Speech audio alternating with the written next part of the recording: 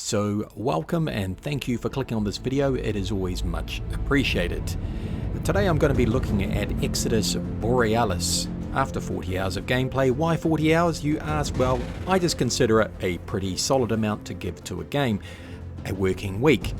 But let's start off with this little clip. Let's go.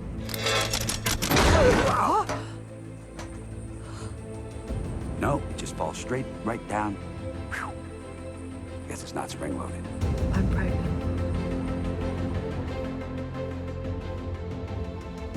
So why that clip, you ask? Well, you're going to have to hang around and find out, but I will tell you very shortly. I'm not going to lie, up front, 15 hours or so into the game, I reflected and thought, I'm really quite enjoying this.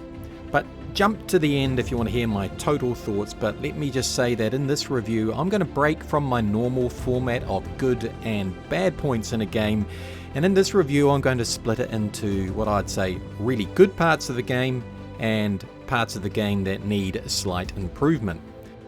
And don't forget to check out the timeline and jump around to any bit you want to hear about, as nowadays we all have very short attention spans, well I do at least.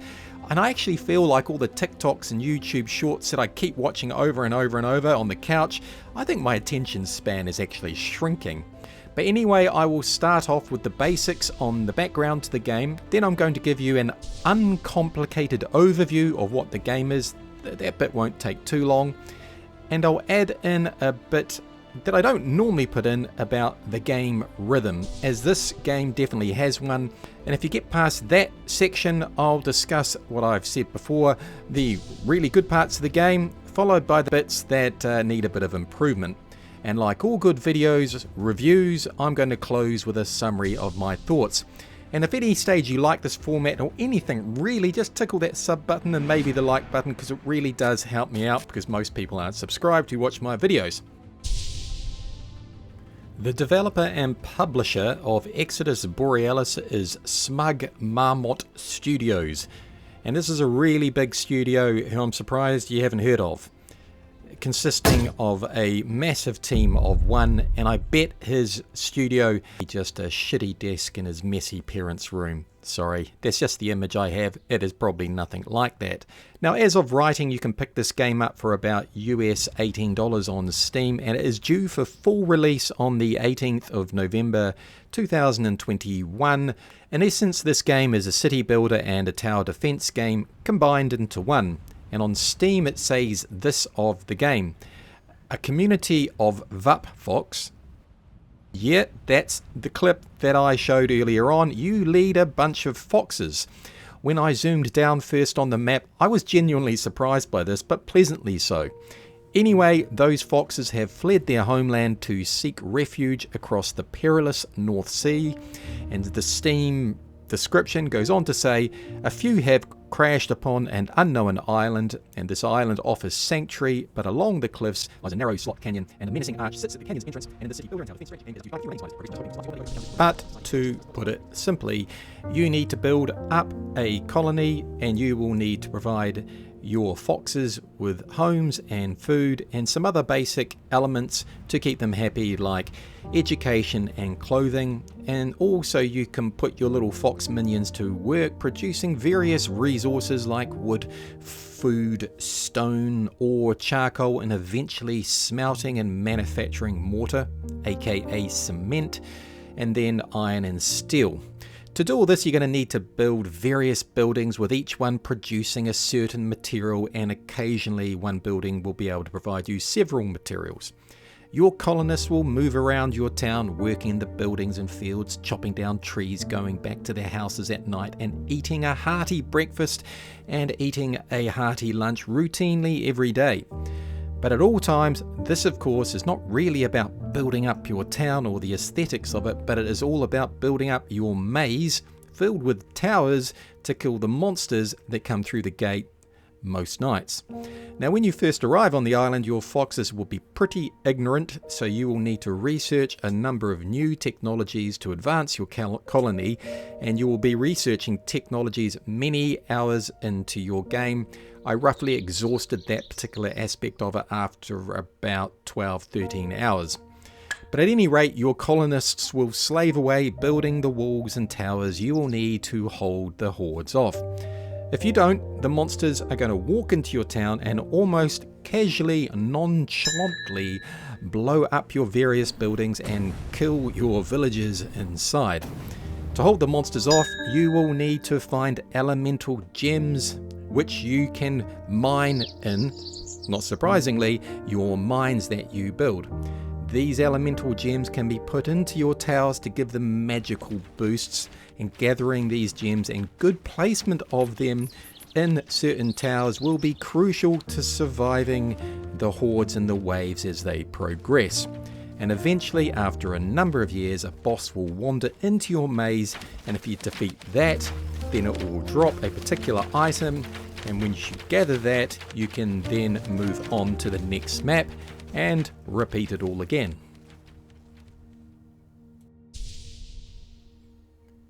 So our life is determined by seasons, and so are your little foxes.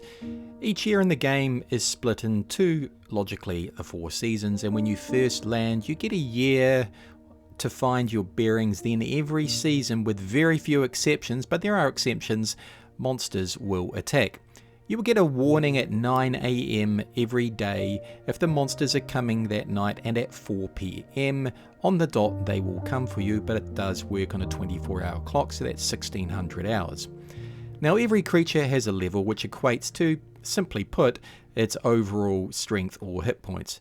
Now these monsters can have bonuses or boosts like fire or frost resistance or sprinting or being inspired, and each of these bonuses or boosts gives the creature an increase in its strength or level. So with a wave you may just get a few creatures that raid you, but they will be high level creatures, but they will be high level with lots of bonuses. But then again, a raid could be with a lot more creatures, but their overall levels will be lower with less bonuses or boosts. Now once you get to a level of raid around 1400, you will get a boss monster. This comes roughly at about year 18, so by then you would have faced around 60 to 70 different raids. When you do kill the boss, it will drop an infernal stone, and this allows you to build the victory statue and move to the next map. While I'm on it, let me talk about the creatures. This isn't part of a game rhythm, but it's good to know. You will typically see things like minotaurs, ogres, demon dogs, demon hounds, house spiders, trolls, demons overall, and dragons. Some of the boosts the monsters get are things like resistances to the various elements like frost and water. They can inspire each other, they can self-heal or heal those around them, they can sprint, they can wear armor, they can get buffs if they're around other creatures of the same type, or they can generate shields. Your villagers are like, well, they are little foxes, and they are pretty damn cute. The animations are very well done, and when you zoom down, which I like to do a lot when I play a game, they really look like they're part of the landscape. They look like they are part of this world. They fit. It would be nice to see a bit more variety in their clothing and things, but truthfully that's just being really picky. A really nice touch is when your villagers have children and the kids follow them around, and even rather ludicrously at times into the maze of death to observe the parents building in that rather horrific place. But I really liked your villagers, the little foxes. They were quite endearing. The city management or building side of things is pretty damn good. There is a nice variety of buildings, but not too many. There is a nice variety of resources you need to manufacture, but not too many. Your villagers demand certain things to survive, and again, not too many. What I liked was that this side of things was not overly complicated. It didn't take itself too seriously. It is easy for this to happen in games like this. I played a lot of city building games, and some of them build so many layers into everything. You need a calculator to figure out what to do. In Exodus, I learned what I needed to make. I could figure out how to do it and then just get on with it. And the ability to move workers around with a click of a button was good. There was no messing around. And that leads us into the UI. Now I know this game has a relatively simplistic UI, but it works a treat. Honestly, it was clean, simple, and each button had a pop-up that explained what the item was. I had no issues trying to figure out how to run the game, and that can happen quite a bit in city building games. I figured this game out relatively quickly. I knew what to do, how to achieve it. It wasn't overly complicated. I liked the UI. The placing of buildings and other structures on the map was easily done, not overly complicated again. There was a nice overlaying grid system so you could line things up. That was really good and clean and nice, easy to use. You can rotate buildings around, and yet again, it just seems to work. I found the actual placement of buildings and items really good, really nice and sharp and clean. Now, of course, the towers and the maze in this game are truthfully absolutely everything. And the making and the snapping of the walls to make your mazes was super easy with little to no issues that I came across anyway. The various towers that you build were pretty easy to understand. You knew the dynamics or the resources that you needed to build them, and the way that they were built was good. They weren't built too quickly, they weren't built too slowly. If you had enough villagers working as builders, then you could get maybe 2 or 3 structures or towers built every day or every season, depending on how much you invested into that. And I also liked the way the towers looked. They looked like towers from some sort of a medieval time, and when they were shooting out their weapons and using their elemental effects, the colours and the flashes of light were simply quite beautiful to watch. And if you zoomed back and looked at these things from a distance, I found it really engaging and quite spectacular to watch the various flashes of bright, vibrant lights going on in the distance as the monsters were attacked by your various towers. The monsters themselves, there was a nice variety of them. I gave you a list earlier on. I mean, it would be nice if there were more, but it wasn't too bad. I felt with all the different layers of bonuses and boosts, you did create quite a lot of variety of the different things that would attack you, and from time to time something would attack you and you wouldn't be too worried about it, and then you would realize that this thing is slowly but surely shrugging off most of your attacks and working its way through your maze. And I'm going to tell you, there was quite a few times in this game where a monster was working its way through my tower defenses and I was urging my towers to take it out as it got closer and closer to escaping the maze. Things that need slight improvement. Now I'm going to start off with what I consider to be one of the bigger things that needs slight improvements, and that is the overall strategy and mechanisms of the various elementals. So the elementals are these gems that you pick up and you place them into your towers, and they have effects, and you can synergize these energies to make sure that they layer and have the best effect, and that's quite important. I found in the game that wasn't really very clear to me how that worked. Yes, there was this nice little diagram, and I sort of roughly knew that if I put this one there and that one there, they linked together. And if I put that one over there, and maybe it wouldn't link together, but it was a bit of a guesswork.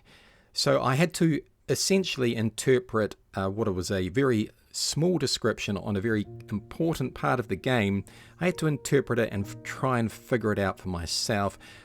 It would have been nice to being able to be more clear about what I was doing. Even a number of hours into the game, I sort of felt like I was still fumbling around in that strategy space. So some clarity around that would be really good. The next thing that I want to talk about in regards to could be improved is the connection between the city and the tower. Or let's put it this way, the linkage between your village or your colonists and the tower defense maze. What I mean is that the two feel pretty separate. Yes, in one I create and make all the resources that enables me to build the walls and towers, and yes, my little fox minions venture out and build it all, but despite this, it feels like there is a disconnect. On reflection, this is because every tower or other object I place into my defences is over there, and once down is down, and I can forget about it. I guess the easiest way to put it is that there is no maintenance. If the maze has 100 towers once built, I could technically have a village of 5 foxes. It matters not, because once those towers are down, they are down permanently, and I do nothing to maintain them. I don't have to repair them or anything like that. There feels like a disconnect. Now, that is obviously a deliberate design choice, and I understand that, but for me, I think there could be a little bit more of a connection there, and I think it would elevate the game a little bit. A very simple way would be for each object to have a very low maintenance cost, and I would recommend it being very low, understanding that as your defenses get very big, you will be needing to push your colonists and your city bigger and bigger to maintain those towers. So the connection between them would be linked a little bit more. So I found that there was a tipping point, in particular when I got to around 30 or 40 villages. I focused them into farming to start with, and then I could almost totally forget about the village as they just started pumping out so many resources. There was no real challenge for me in maintaining the towers, and I could start slapping up towers pretty quick. Look, the balance was good. Don't get me wrong, the balance was good, but I just didn't feel there was a linkage between the two. Now, the last thing I would comment on as needing a slight improvement is the colours. They are very vibrant. Now, it is clearly a design choice, but I found it a little bit too vibrant. Not so much the towers with their gems and their shooting. I thought that was nice. But let me put it this way. When my kid walked past and looked at the game, he tapped me on the shoulder and asked, "Dad, are you going to review that game?" And I said, "Yep." And he said, "I don't like those colours. You should say something about that." We chatted about it, and he was thinking pretty similar to me. The game, the colours and the village, the colours of the map, the grass and the walls are a bit too bright, and I would suggest slightly more muted colours. But I recognise that it's a design choice, and it's also a personal choice of mine, and it's a very, very trivial thing. In summation, I would say that most people will get 20 to 30 hours out of this game with ease. You always have the choice to stay on that first map and just keep working that maze up to ridiculous level and fight incredibly hard hordes. Or you can move on to the next map, work on a new town, work on a new tower. And you can keep doing that over and over and over. It is obviously a repeating cycle, but that cycle or that rhythm is really enjoyable. The balance in this game is exceptionally well done, and absolute kudos to the developer. He's done a really, really, really good job on it, and I would highly recommend the purchase of this game. It isn't too expensive, it's pretty good for an indie game, and you're going to get a lot of time out of it. So stick your money into Steam and purchase it. You won't go wrong. You're going to get some fun out of this game. Anyway, thank you for watching. I will be doing more videos like this on indie game reviews, and if you do like this format, as I said earlier, hit that sub button and the like button, and I'll pop the odd video up every now and then when I get the time to do these reviews. Anyway, thank you very much for watching, and I'll see you in the next chapter.